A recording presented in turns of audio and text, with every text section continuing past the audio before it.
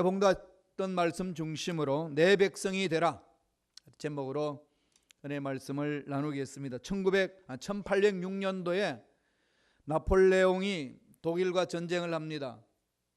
전쟁에 들어와서 그때는 전체적으로 독일을 초토화시키면서 독일은 치욕적인 조약을 맺습니다. 그 사건 이후에 독일 내부에서는 각성운동이 일어났습니다. 민족적 자각하는 것과 사회적으로 각성운동이 일어났습니다.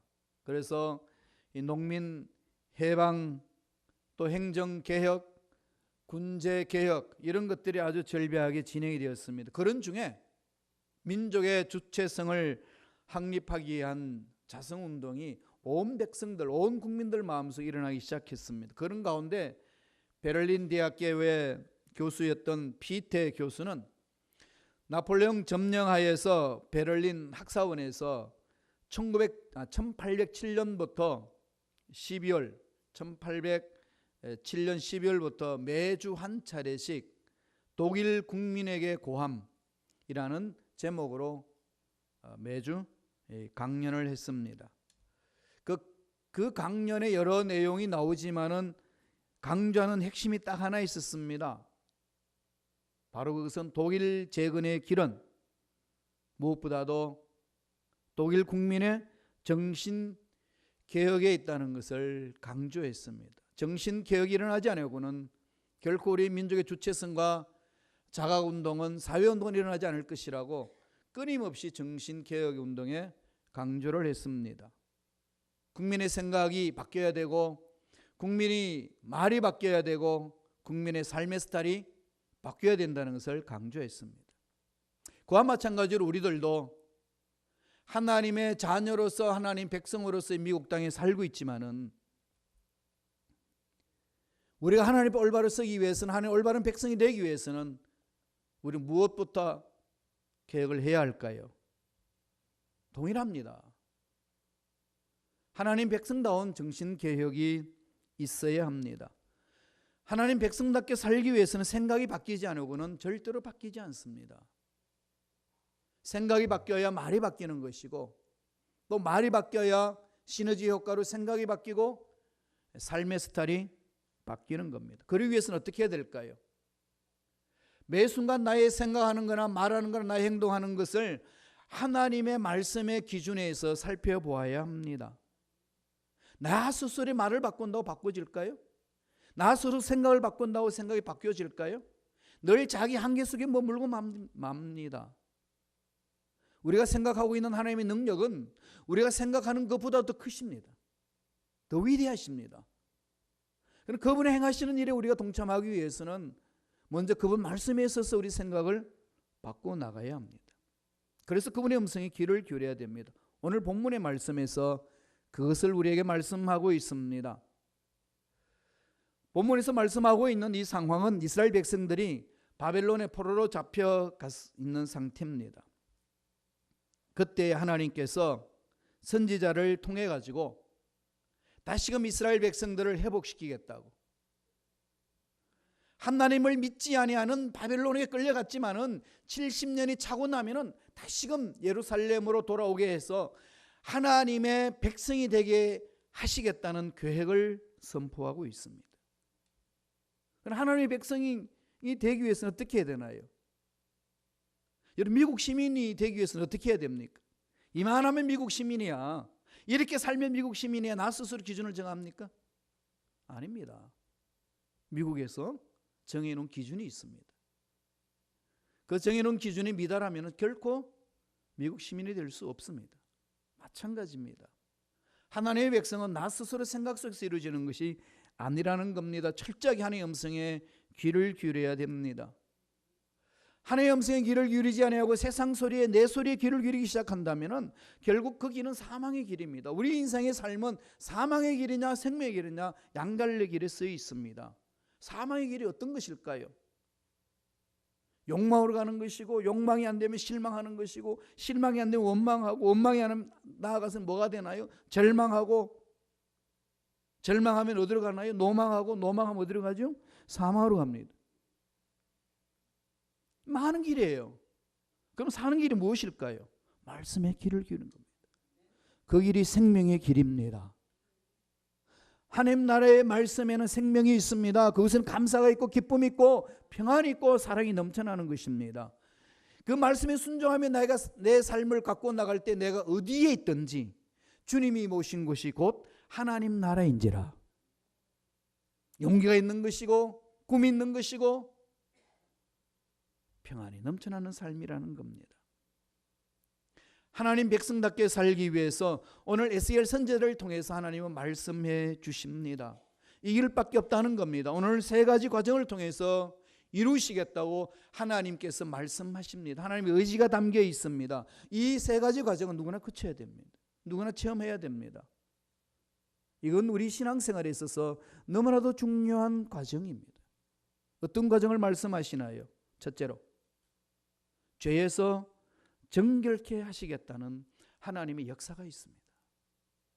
이 세상의 문제는 죄의 문제입니다. 여러분 먹고 사는 문제 같지만은 궁극적으로 이 세상의 문제는 죄의 문제입니다. 왜 미국에는 그렇게 많은 쓰레기를 내버리고 먹을 것이 남아서 내버리고 아프리카는 먹을 것이 없어서 굶주림에 시달려야 될까요? 죄의 문제입니다. 나눔이 없습니다. 유통이 안 됩니다. 소통이 막혀 있습니다. 왜 막히나요? 다 죄의 문제예요. 나와 너의 만남 속에 왜 마음이 막혀서 서로 분쟁이 일어나고 고통이 일어나고 그걸로 인하여서 절망을 느끼고 끝내는 목숨까지 끊는 그런 일들이 일어날까요? 소통이 안 되기 때문에. 왜 안 되죠? 죄의 문제입니다. 이게 해결되지 않으려고는 결코 인생의 행복은 없습니다. 아무리 나라의 정치를 잘하고 문명을 발전시키고 문화를 아름답게 성숙시킨다 할지라도 죄의 문제가 해결되지 아니하면 망합니다. 오늘 말씀을 볼까요? 에스겔 36장 26절에 이렇게 말씀을 합니다. 다 같이 우리 에스겔 36장 25절 다 같이 읽겠습니다. 맑은 물을 너희에게 뿌려서 너희로 정결하게 하되 곧 너희 모든 더러운 것에서 모든 우상 숭배에서 너희를 정결하게 할 것이라. 하나님이 원하시는 것은 죄에서 벗어나게 하신다는 겁니다. 왜 그럴까요? 하나님은 거룩하시기 때문에 거룩하신 하나님은 죄를 품으실 수가 없습니다. 아무리 우리를 사랑하셔도 죄와는 단절이 됩니다. 하나님의 사랑을 체험하고 하나님 사랑하는 사람의 능력을 맛보기 위해서는 철저하게 죄에서 벗어나야 됩니다. 그래서 맑은 물로, 이 맑은 물을 여러 가지 상징적인 겁니다. 회개를 말하고 있습니다. 말씀이라고 상징하기도 합니다. 그래서 구약율법에는 제사장이 물을 뿌려서 부정한 것들과 사람들을 정결하게 하는 예식을 행했습니다. 지금도 우리가 그리스도인이 되기 위해서는 믿고 그리스도인이라고 모든 사람들이 공포하는 우리 예식 있지 않습니까? 그게 뭐죠? 침례식입니다. 물은 그 죄를 씻는다는 것이 아니고 죄를 씻는 상징입니다. 하나님의 자녀가 되었다는 것을 모든 사람이 공표해 주는 겁니다. 그런 것을 통해서 믿음 속에 하나님 임재하시고 죄에서 벗어나게 합니다. 이건 내 의지로 결단되는 거 아닙니다. 온전히 예수 그리스도의 보혈을 의지할 때만이 죄에서 벗어날 수 있습니다. 죄를 안고 살지 마세요. 죄는 단히 끊어버리셔야 됩니다. 어떻게 끊을까요? 십자가를 붙드셔야 됩니다. 그리스도 보혈에 사로잡혀야 됩니다. 내 의지로 안 된다는 겁니다. 날마다 그것은 돌이키면서 가야 되는 거예요. 여러분 오늘 교회에 오시면서 얼굴을 세수하고 오셨나요? 오셨겠지요. 얼마 만에 세수하셨나요? 우습죠, 이 얘기가. 우리 매일 세수합니다. 그리고 순간순간 세수합니다. 왜 세수를 하죠? 하고 나도 자꾸 묻으니까. 왜 머리를 감나요? 왜 매일 샤워를 해야 되나요? 몸에 자꾸 때가 묻으니까. 벗겼는데도 붓습니다. 죄는 이와 같습니다.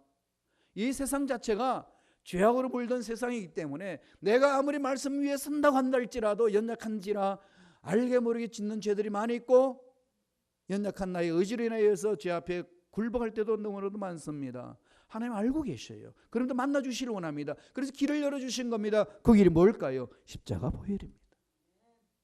하나님이 너는 내 백성이 되리라고 선포하신 후에 하시는 말씀이 맑은 물로 너를 정결케 하리라. 다른 거 없어요. 돈으로 오는 것도 아니고 명예로 오는 것도 아니고 지식을 하나님 오는 것도 아닙니다. 온전히 그리스도의 보혈의 능력이 의지해서 나올 때 우리의 모든 죄는 깨끗하게 청산됩니다. 날마다 회개하시고 날마다 돌아보시고 날마다 하나님 앞에 서는 자 되시기를 바랍니다. 다윗은 밧세바를 범하고 난 이후에 나단 선지자로부터 책망을 듣습니다. 나단 선지자로부터 책망 듣는 순간에 변명하지 않습니다. 그 자리에 무릎을 꿇습니다. 하나님 앞에 섭니다. 하나님을 두려웠기 때문에 하나님 앞에 섭니다.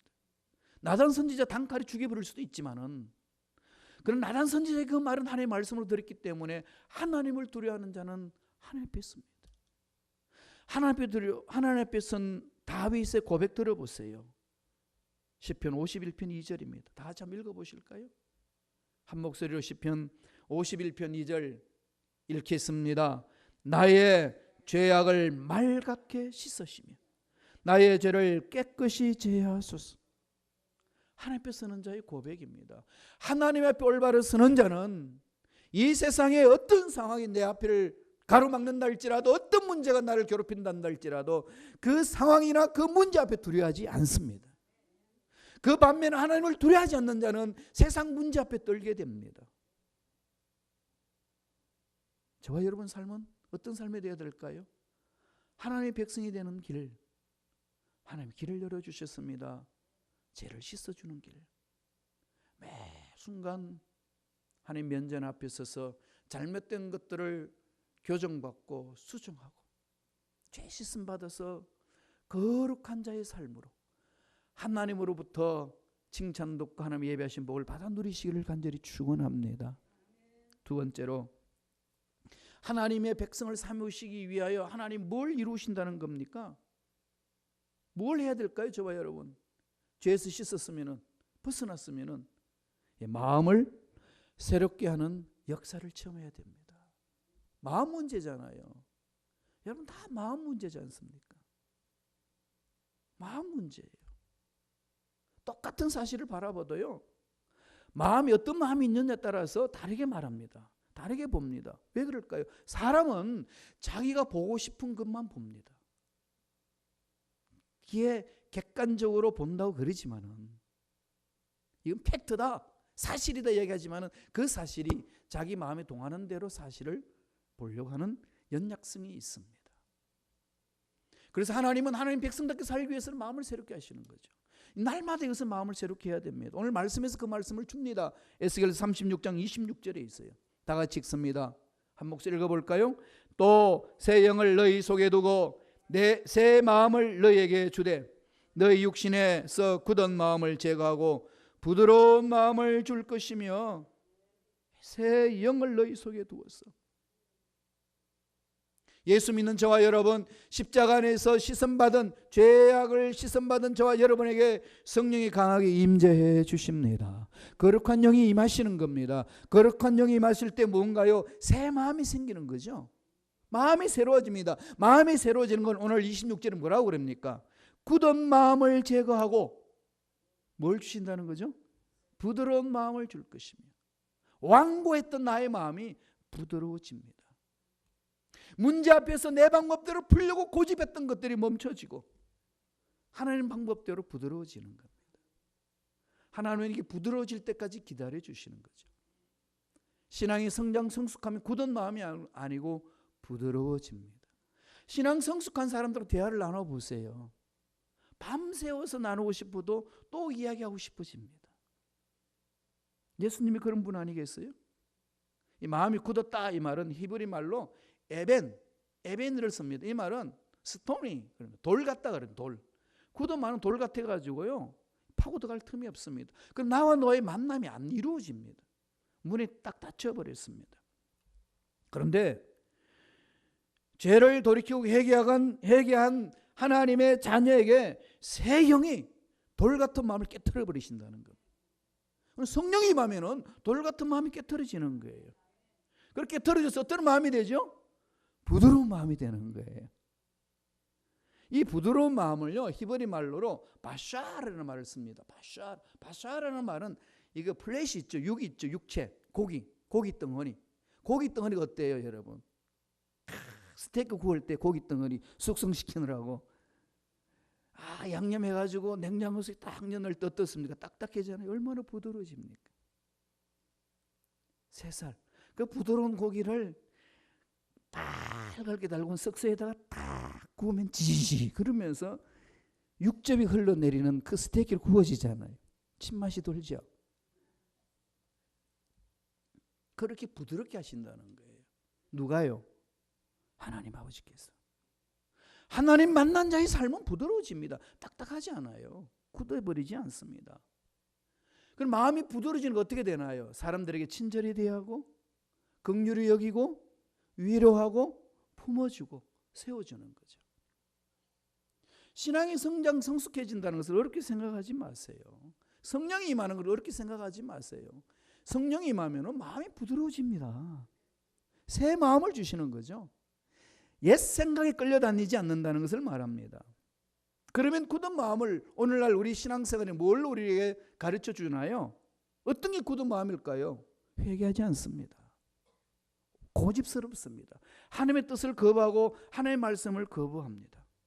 말씀을 불순종하잖아요. 하나님의 말씀에 순종할 때 부드러운 마음으로 순종해 나가는데 마음이 굳어버리면 말씀이 들어와도 튕깁니다. 하나님을 밀어내는 거죠. 교회 왔어도 신앙생활 하면서도 한다고 하면서도 하나님 말씀을 밀어낸다는 거죠. 하나님 말씀이 밀어내면 뭐가 들어올까요? 세상 것이 들어옵니다. 자기 고집이 들어와 있어요. 정말 무섭습니다. 이러면은 하나님과 교제가 안 되는 거죠. 하나님 하시고자 하시는 일을 못하는 겁니다. 인도에서 의료 선교사로 활동하셨던 폴 브랜드라는 분이 계시는데 이분은 영성학자였던 필립 얀시라는 분과 공동으로 책을 기술했는데요. 그 책 이름이 나를 지으신 하나님의 놀라운 손길, 이런 책을 지었습니다. 참 은혜로운 내용이에요. 그래서 폴 브랜드가 하나님의 놀라운 손길에 대해서 얘기를 하면서 우리 인체의 세포에 대해서 얘기를 합니다. 세포. 몸에는 다양한 모양과 다양한 기능을 가진 세포들이 있다는 겁니다. 있죠. 세포가 다 알아듣잖아요. 여러분 화장할 때 여러분 어떻게 화장을 하시나요? 분칠을 하는데 분이 뜰 때 있으면은 이 분이 나쁘다고 피부가 왜 안 먹는다고 자꾸 이렇게 짜증 부리면 더 안 먹어요. 그럼 어떻게 해야 될까요? 사랑해줘야 돼요. 이 피부는 무슨 분을 발라도 다 흡수하느니라. 자꾸 자기 축복을 해줘야 피부가 알아듣고 그렇게 반응을 합니다. 그런 기능들이 있다고 설명을 하면서 이 모든 세포는 이 우리 중추신경을 통해 가지고 마음과 뇌에 연결되어서 다 이렇게 통제를 받는다는 거죠. 그래서 이 건강한 세포들은 이 통제를 잘 받아 순종을 잘 한다는 거죠. 따로 놀지 않습니다. 그래서 서로 세포와 세포끼리 협력하고 조화를 이루고 그래서 건강한 몸을 유지해 나간다는 거죠. 그런데 말을 듣지 않는 세포가 생긴다는 거죠. 말을 듣지 않는 세포가 생긴대요. 불순종하는 세포, 반항하는 세포, 명령을 따르지 않고 이 전체적인 중추신경에 대한 것들을 따르지 않고 반항하는 세포가 있는데 이 세포가 자라면 뭐가 될까요? 암세포가 된다는 거예요. 이 암세포가 있으면은 온몸 전체 기능을 마비시킵니다. 공격해오니까 지 맘대로 성장하는 거죠. 이런 암세포가 몸에서 자라게 되게 되면 때가 되면 몸의 기능이 마비가 되어서 목숨까지도 잃습니다. 이게 하나님 백성들의 삶의 모습을 세포로 표현하면서 설명하는 거예요. 이런 신비로움이 있다고. 주님의 몸된 공동체를 이룰 때 한 세포로 한 지체로 있는 저와 여러분 삶에 이 세포로 여겨지는 우리 몸이 어떻게 움직여야 될까요? 아버지 말씀에 통제를 받아야 됩니다. 그 말씀에 순종을 해야 됩니다. 그래야 암세포가 생기지 않는다는 겁니다. 교회 공동체를 파괴시키는 것은 우리 몸의 육체를 파괴시키는 암세포 같이 말씀에 대항하고 나올 때에 공동체가 끼어진다는 거죠. 그래서 하나님 그걸 아시고 성령으로 강하게 우리에게 임재해 주셔서 딱딱한 그 마음을 수술해 줍니다. 부드럽게 만들어 주는 거죠. 하나님의 말씀에 순종하게 하시고 말씀을 따라감으로써 마음이 부드러워지도록 만들어 주신다는 겁니다. 그래서 새 마음을 주는 거죠. 여기 뭐라고요? 마음입니다.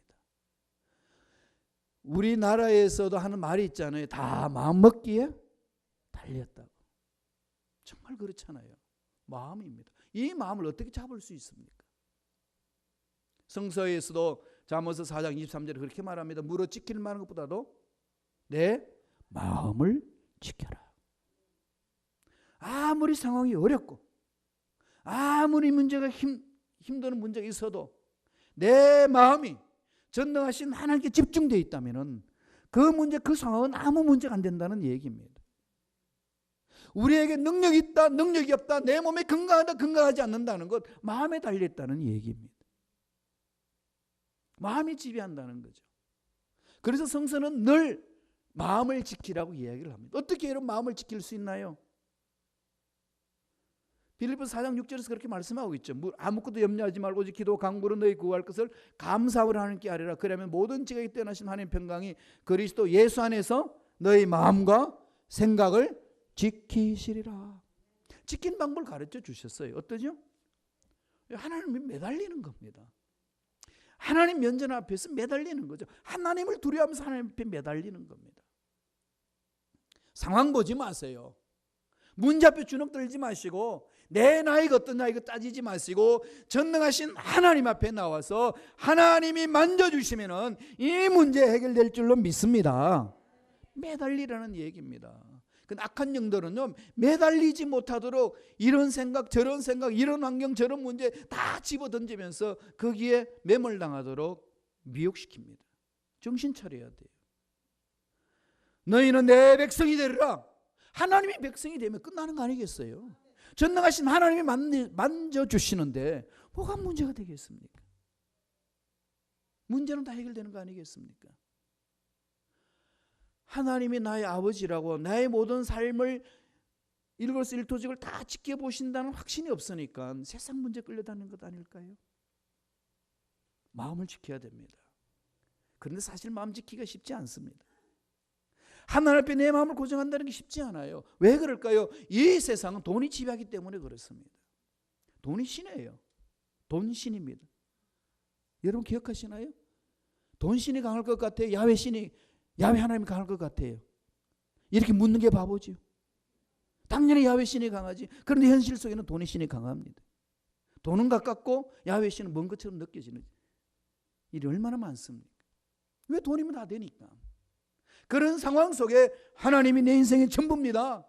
내 마음을 전능하신 하나님께 집중합니다. 이렇게 고백하면서 따라간다는 게 쉽지 않다는 겁니다. 이것 여러분 정말 깊이 생각하셔야 돼요.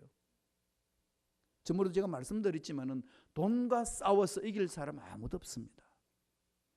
주님도 정확하게 아시는 거죠. 돈을 우습게 생각해서도 안 되고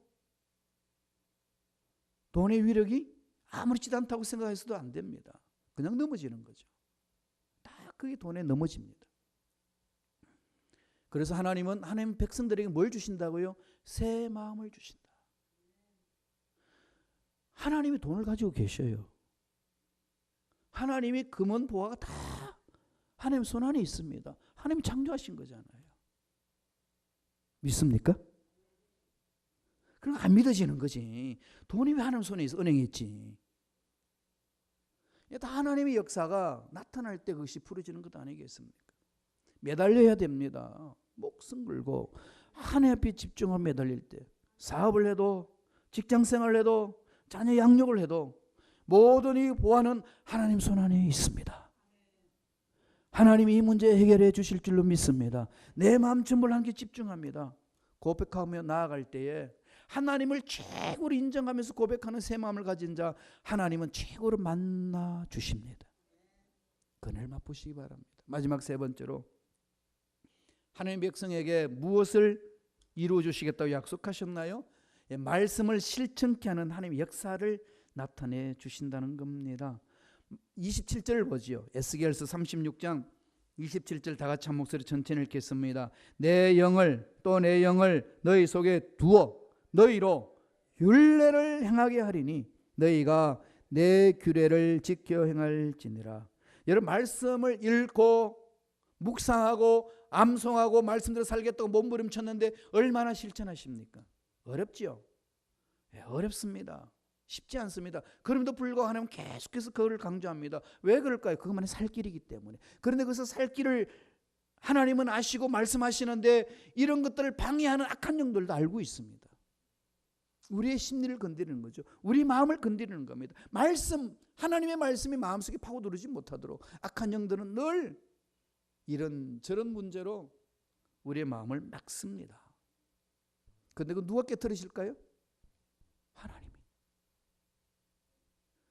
우리 아버지 되신 하나님이 우리 인생을 책임져 주시고 하나님께 집중하고 믿음으로 달려가는 저와 여러분 속에 그 모든 미혹들을 이겨낼 수 있는 능력을 주십니다.